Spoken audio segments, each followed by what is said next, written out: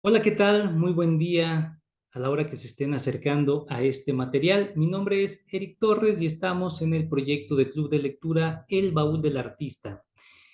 Agradezco a todas las personas quienes han observado los videos anteriores, quienes los han compartido, también quienes han hecho algún comentario. Como siempre, invitarles a, seguir observando los videos, incluso si tienen sugerencias de lectura, poder hacerlas, o bien si ustedes escriben y les gustaría tener un espacio para leer sus propias creaciones, aquí lo pueden hacer sin ningún problema. El día de hoy vamos a leer contenido de esta pequeña colección de ensayos, artículos que se llama La forma de los miércoles, cómo disfrutar lo que pasa inadvertido, de Pablo Fernández Krisliev. Pablo Fernández en realidad es psicólogo social, sin embargo, si no estoy mal, los artículos o pequeños ensayos que vienen en esta colección originalmente estaban publicados o fueron publicados en un periódico nacional. Dada su brevedad, 2 páginas, 3 a lo mucho en algún caso, vamos a leer 3 de ellos. El primero se llama Los cafés. Como toda gran institución, las cafeterías tienen su mito de origen, el de un turco anónimo en Viena en 1683 y un costal de granos que era parte de un botín de guerra y que nadie sabía para qué servía, pero él sí. Servía para servirse. Habría que hacerle un monumento al turco y dejar entrar a Turquía a la Unión Europea solo por eso, puesto que sin duda los cafés son lo más civilizado que tiene Occidente. Y la democracia de la cual tanto se presume se formó literalmente en las conversaciones que se daban en los cafés del siglo XVIII, ya que un café en la mesa induce a la gente a platicar y cada vez que se platica lo suficiente el tema se vuelve la política. Y toda plática política que dure bastante se hace subversiva y así no hay rey que dure en el poder. Se entiende que el café pegara tan fuerte y que fuera considerado una droga que, según un manifiesto de la época, dañaba las virtudes masculinas y enviciaba a los hombres con la manía de no querer salir de ahí. Tendría que extrañarnos que en la cultura latinoamericana no haya tradición de cafés, pero es que en la Nueva España estuvieron prohibidos debido al hecho de que siempre que había café, el lugar se volvía un conversatorio de consecuencias peligrosas, aunque ni así se pudo impedir la independencia, la cual tuvo que surgir de los confesionarios, que bien vistos son otro lugar donde también se habla. Y si de todas maneras iba a haber independencia, hubiera sido preferible que prohibieran los confesionarios y no los cafés, ya que después de todo, también en estos la gente se confiesa, con sus amigos, con desconocidos, con el mesero y consigo misma. Un café es un establecimiento familiar donde además se sirve té, Coca-Cola, alcohol, pero no mucho, temprano cuernitos o croissants, que también son turcos, la media luna árabe hecha de pan, y más tarde algo para picar, que en conjunto configuran el pretexto para que la gente vaya allí a leer, mirar a los demás o ver la tele en días de fútbol. Los cafés tienen mesas chiquitas, baños chiquitos y también tienen la particularidad de que se diseñan solos, como sin querer, como si el lugar supiera decorarse por sí mismo. Y entonces, independientemente si es madera, mármol o formica, siempre quedan igual, con el mismo toque y el mismo ambiente, con un aire casero de entre cocina y chimenea si hace frío, de entre cocina y patio si hace sol. Tienen un quién sabe qué de entre miscelánea y Sanborns. El café es el calor de hogar de la calle. Si un decorador profesional intenta diseñar uno, solamente logrará una sangronada de autor donde solo se paren los sangrones, porque ni las moscas, ya que la gente sentirá que eso no es un café, sino un Starbucks. En efecto, los cafés no pueden ser franquicia ni cadena, porque aunque tengan un dueño que nunca será rico, no son una propiedad privada, sino una cosa pública, una utilidad urbana, una institución social. Esto se nota en el hecho de que tiene que haber en promedio como 2 por cuadra y que el dueño ya sabe que las mesas no son suyas, sino de los que las están ocupando en ese momento y a los cuales no interrumpe enjaretándoles otro cafecito, y quienes por su parte tienen la obligación civil de ir seguido para poder sostenerlos.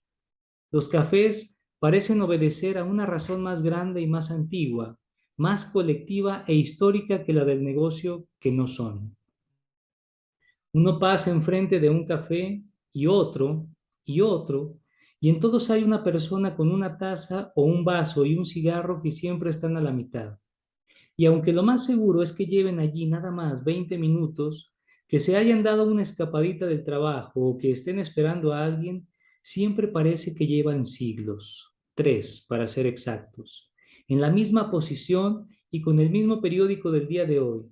Y al verlos así tan campantes, se siente envidia de la buena, como si la gente del café le pasara a uno el tip de la felicidad. Asimismo, se ve que son jubilados, estudiantes, abandonados, trabajadores, plantados, intelectuales, turistas, baquetones, etcétera, que demuestran con su presencia que cualquiera puede entrar y tomar su lugar, porque un café es, más que un sitio de reunión, que sí lo es, un sitio de inclusión. Y de hecho, el que pasa por enfrente es casi una de las personas que están ahí sentadas, pues todo el mundo forma parte del café, porque el café es la sociedad que acepta a todos.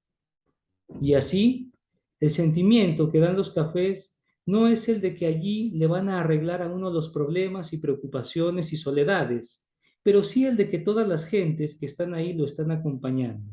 Y a la inversa, que uno hace lo mismo con los demás sin tener que empeñarse en hacerlo.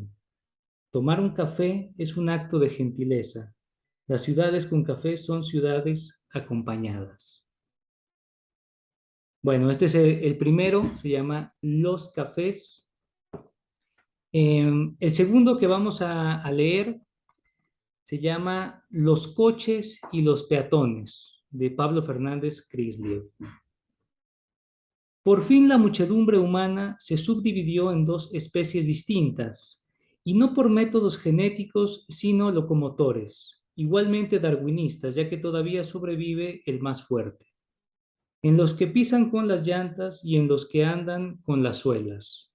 La llanta es el equivalente exacto de la suela, nada más que una va para los pies y otra va para las ruedas, porque ambas son un recubrimiento que hace contacto con el suelo, además de que sirven para moverse. Ya la manera de hacerlo es lo que difiere, porque las llantas soportan cargas como de tonelada y media, propias de mastodontes, generalmente de peso muerto, dado que tal tonelaje no es lo que había que transportar, sino solo a una cosa como de 70 kilos, mientras que las suelas solo soportan esos 70 kilos con todo y mochila y nada de lo demás. De ahí se deduce que el tonelaje sirve para embestir. A los primeros se los llama vulgarmente coches y a los segundos se los querría llamar vulgares, pero les dicen peatones. Cabe señalar que quienes caminan sobre ruedas vuelven a ser cuadrúpedos, sobre cuatro patas redondas, así que, aunque avancen más, definitivamente no son más avanzados. No es cierto que todo coche empiece siendo peatón, porque ya hay datos de escuincles que no se bajan de sus carriolas. Hay peatones que pisan un coche el día que consiguen aventón y también los coches pisan peatones, pero esto no es una similitud sino su principal diferencia. Los coches salen de fábricas que tienen más poder que los gobiernos y eso indica lo difícil que es detenerlos. Y además, quienes gobiernan son amantes de los coches, así que los derechos y los callos de los peatones seguirán siendo pisoteados por algún tiempo. Los automóviles, su nombre científico, no van a detenerse nada más porque ya no quepan o porque haya peatones atropellados, seres a los que no les alcanza para el taxi y prefieren ir enlatados en el metro. Es obvio que el coche no es un medio de transporte ni tampoco un símbolo de estatus, sino una máquina de hostigamiento contra peatones. En este sentido, todo automóvil es utilitario. Las camionetotas que los maridos les compran a sus señoras para que se alcen sobre las clases inferiores son una bonita muestra, es decir, bonita la camionetota y probablemente la señora, pero no la muestra. Y es que quien monta en un coche adopta la musculatura del coche, pero también su cerebro. Y el cerebro automotriz funciona con la lógica de la potencia y de la velocidad, de alcanzar, rebasar, dejar atrás, pasar por encima. Es notable cómo cualquier especie, incluidos los chacales y los chorlitos, al subirse a un coche se desconecta de su cerebro habitual y switchea automáticamente a otra visión del mundo. El automóvil es una especie imperialista, digamos washingtoniana, que va ocupando el territorio que no le corresponde, de manera que al 80% de la población que es peatonal ya solo se le permite ocupar el 20% del espacio público. El cerebro del peatón, por su parte, funciona con la lógica de la supervivencia, y por eso se puede ver que se van juntando en una esquina de esas de vuelta continua, o sea, todas, para acumularse en número suficiente y así cruzar en bola, porque saben que si pasan de uno en uno se los echan al plato. A veces también se junta un perro callejero y aprovecha para atravesar.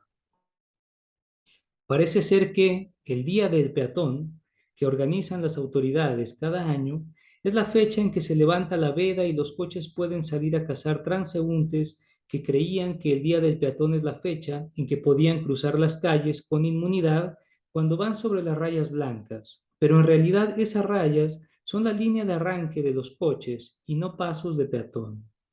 Es como si fuera el día del iraquí, aunque la verdad es que todo eso tiende a ser una exageración, porque en una ciudad con 3 millones de vehículos y 12 de viandantes, solamente mueren al año como 450, en escenas a veces escalofriantes, así que no es tan cierto que a los peatones los machuquen, ni los aplasten, ni los apachurren.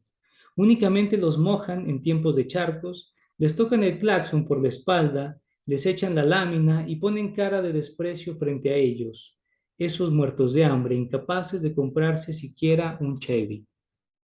Así que solo es cierto que los amenazan, los atemorizan y los infelizan. De hecho, los coches se matan mucho más entre ellos, aunque eso sí, procuran llevarse siempre un último peatón entre las patas, conocido como el peatón del estribo. El día del auto es cada sábado.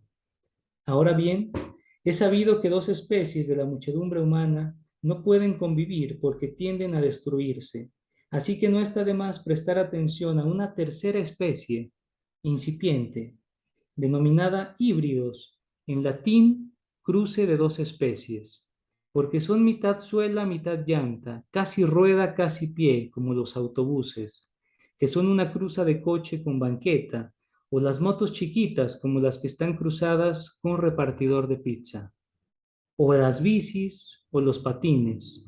Aún no está claro si se puede incluir a esta especie a los guaraches de llanta. Bueno, este es el segundo, los coches y los peatones. Y por último vamos a leer un tercer ensayo, articulito que se llama El neoliberalismo. La tragedia de los que tienen 20 años es que el mejor futuro posible no lo quieren ni tantito, puesto que no son tan brutos como sus mayores creen y se dan perfecta cuenta de que la vida es un Walmart donde a los empleados les hacen echarle porras a la empresa los lunes en la mañana y les ponen gorritos de Santa Claus en diciembre, a cambio de que les den un tiempo parcial inseguro, sin contrato ni prestación, con un sueldo para llorar. Y no obstante, tienen que poner cara de optimistas en circunstancias más bien propicias para el suicidio, si no fuera porque como que no checa eso de morir en medio de los yogurts. Los datos de Araceli Damián, investigadora del Colegio de México, parecen burla. Actualmente, el 40% de la población mundial vive con el 1% de los recursos, mientras que el 15% de la población vive con el 80% de los recursos. El 35% restante va que vuela para uno de los dos lados. Adivinen cuál es. El neoliberalismo de los últimos 15 años Ha matado de hambre a 600% de lo que mataron de estupidez las dos guerras mundiales juntas. Si estos datos dan la impresión de que la gente no cuenta, no es cierto. Lo que pasa es que ni siquiera existe. En efecto, el neoliberalismo se puede definir como el hecho de que todo,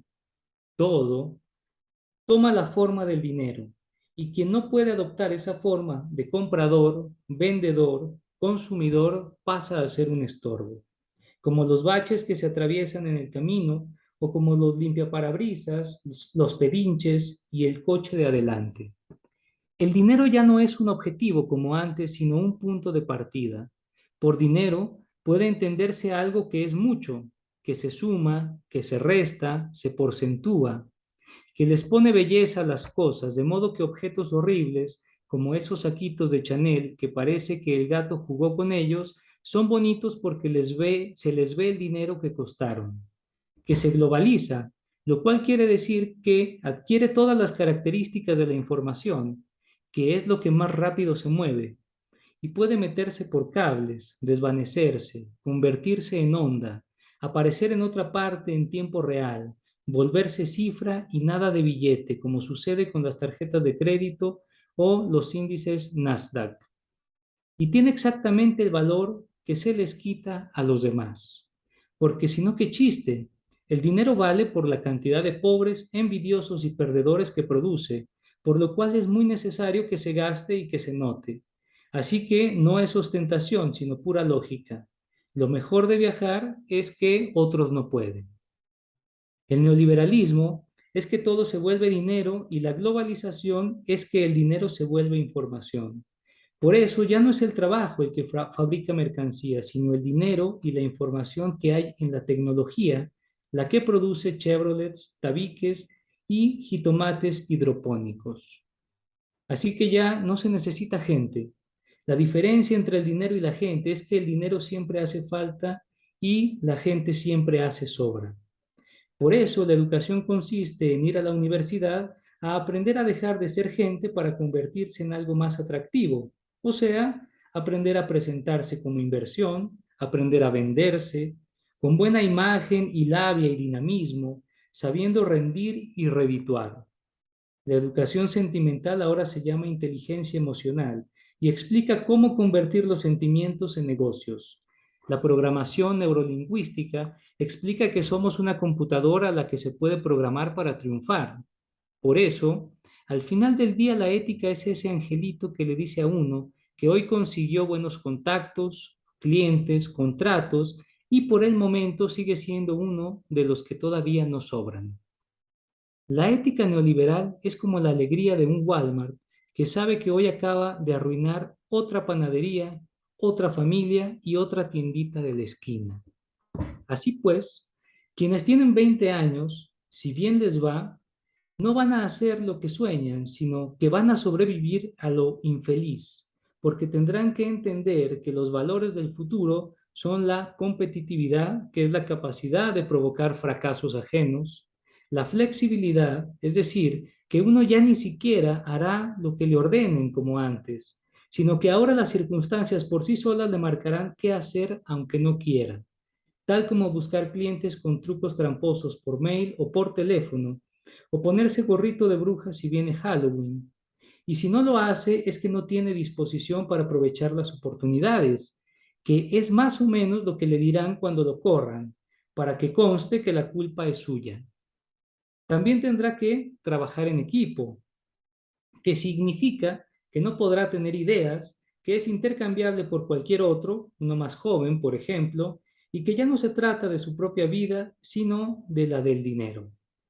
Curiosamente, por todas estas razones el mundo de hoy se ve tan animado, tan creativo, tan colorido y tan emprendedor.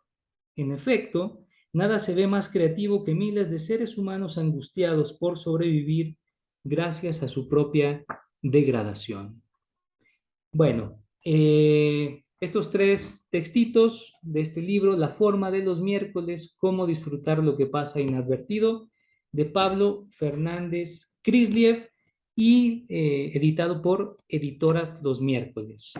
Muchas gracias, ojalá que lo disfruten y nos vemos la próxima Lectura.